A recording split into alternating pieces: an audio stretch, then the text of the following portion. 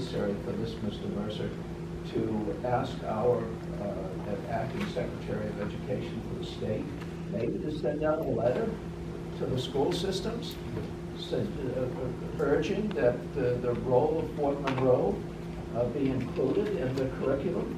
Yeah. Timing could not be any better to do that. Yeah. And that's the whole hook. That we're coming up on this 400th anniversary. Nobody knows it.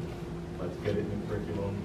By start next year, and work. I'll get the SOL bit, but I think that I keep coming back to that because it's a hook. And that's the hook. And maybe you could confer with Robin in terms of making sure we have the holistic, and maybe have an attachment.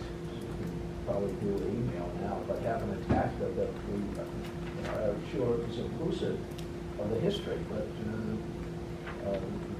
I think she'd be more than happy to do that. Yeah, and in addition, as we talk about 2019, I mean, we know that statewide a lot, and I'm not trying to take away from Colonial Williamsburg, I mean, but a lot of schools come visit Colonial Williamsburg. We ought to try to talk about when you're visiting Colonial Williamsburg, come visit Fort Monroe too. Right. So that you get you get a double experience. I mean, so rather than just, I mean, I'm glad to get the Hampton kids here. And we're working very effectively with Terry now to get all the fourth graders here. But it ought to be more about getting all of Virginians to come here and have all of our students understand the arrival story, have all of our students understand the contraband story. And so, that's why I'm really passionate about this. And I use SOLs loosely. I really meant the curriculum. Sure. But we ought to also perhaps have a suggestion. Have people come experience the arrival story firsthand. Here's the field trip package that you can have that goes along with the curriculum story.